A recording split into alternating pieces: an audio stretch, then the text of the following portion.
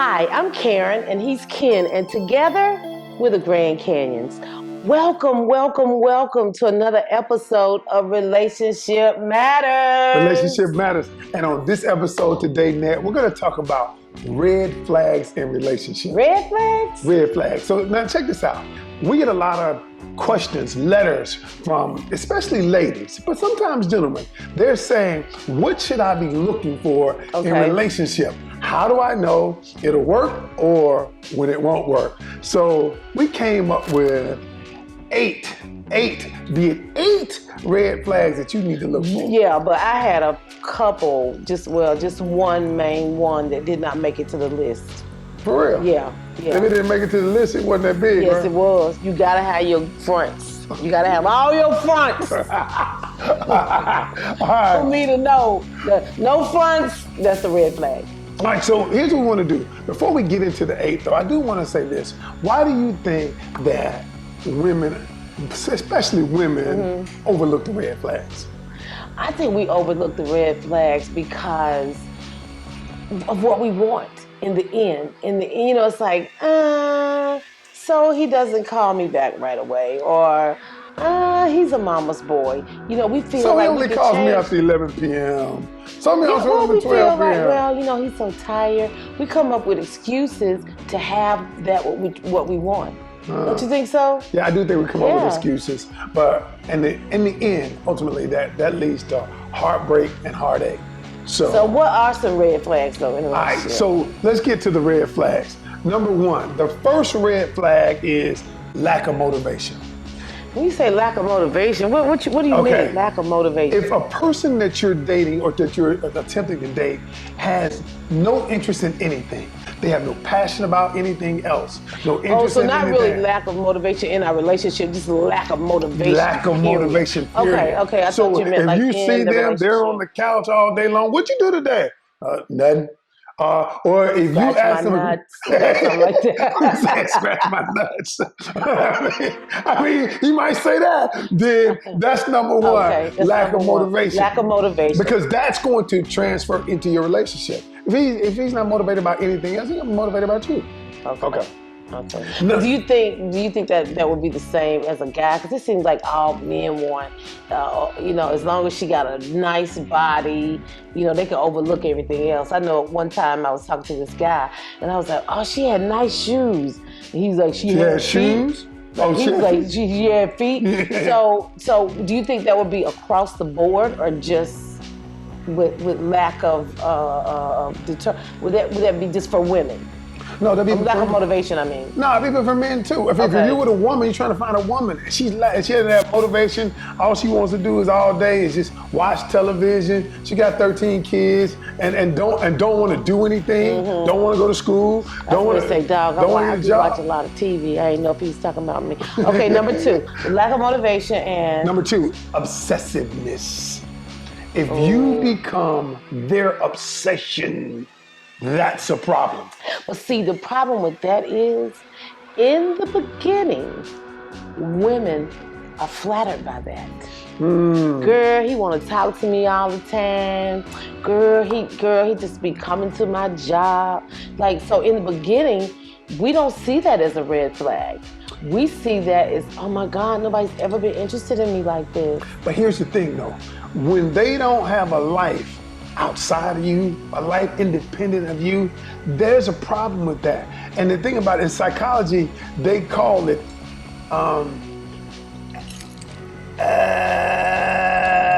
anxious attachment. I was going to say, God, dog, okay. They call it anxious attachment when your attachment to that person is so strong, and that's all it is. It's just that person, nothing outside that life. They become your obsession, and that can lead down a bad road. Is how do you determine that in the beginning, and don't mistake it for, he's just getting to know me? How do you differ? By the next one. You determine it by number three. Okay. Possessiveness. Shoot, I be wanting you to possess me.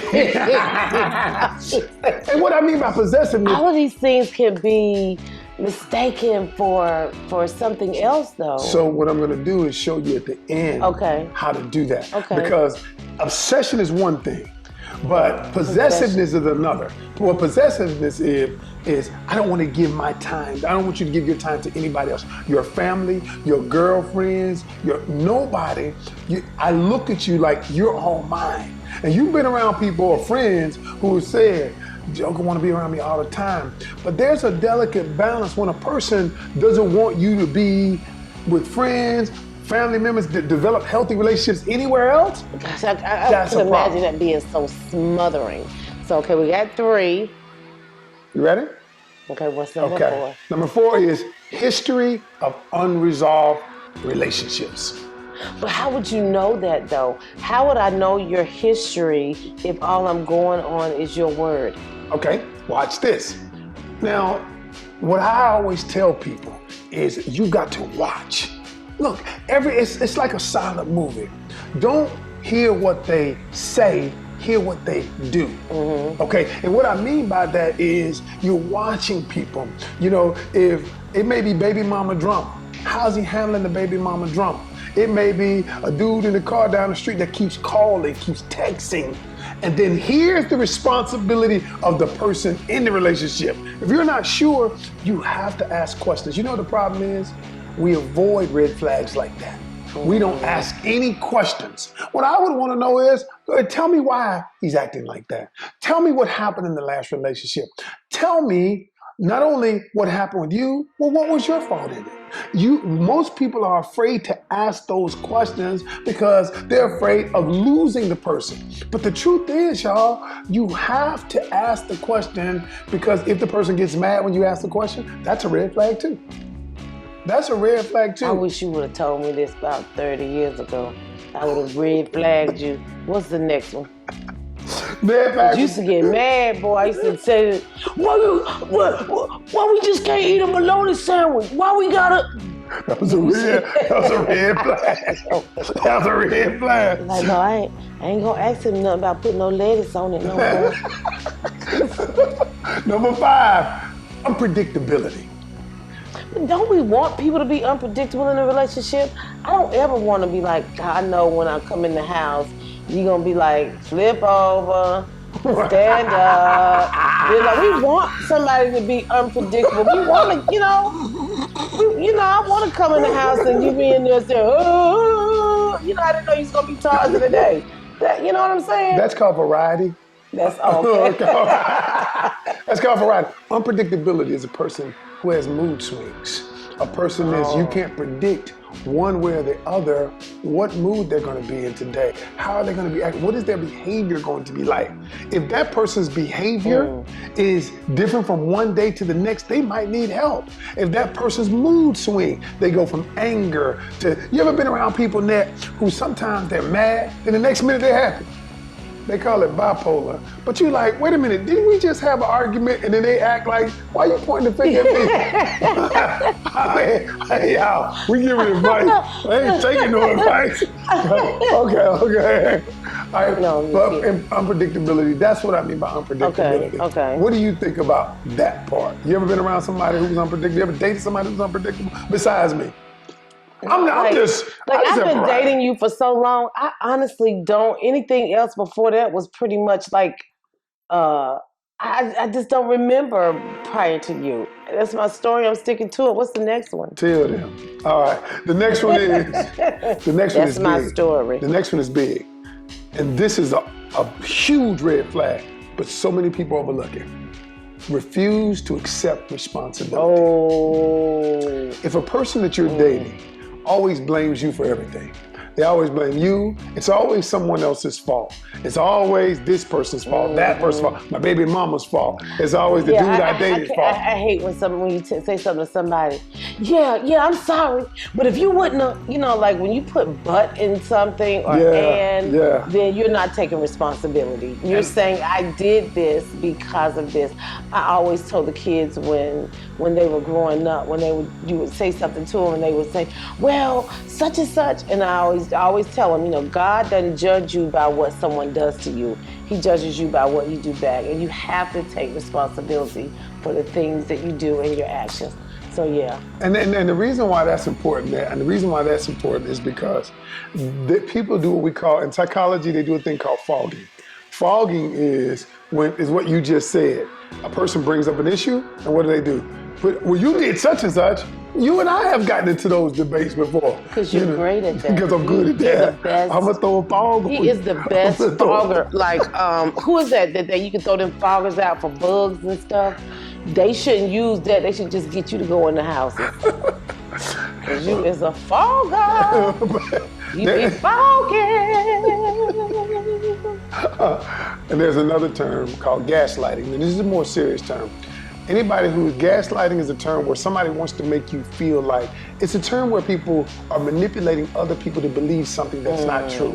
And what gaslighting is when a person says, they want to make you feel like your decisions are not worthy, they're not smart. Like, why would you do that? Why would you feed a kid snacks? And they want to make you feel like you're less than. And then also, I've heard when times when people say stuff, and it's true, but they'll sit and say, that's not true. Maybe that's not true. They associate that term with our president right now. They associate the term with him. If you do something like that to me, I'm gonna pour some gas on you and light your what? Your soul on fire. Light your what? Be another. This is how you gaslight. Let him do something like that. I'm gonna show y'all how to real gaslight. What's the last one? All right, and the last one is secretive about their past. Now, listen to what I'm saying. Now, I ain't trying to say you got to tell somebody how many times you've been smashed. I ain't saying that. I'm not trying to say how many people you've been with, all that. But if you're in a relationship and you're unwilling to ask people about their past, because to ask people about their past or to be questioned about their past. So I guess I'm both. Well, both sides. Both sides. You got to be willing to ask them. You got to be willing to answer questions about your past. Because what the past does, it gives you an indication of what the future might be.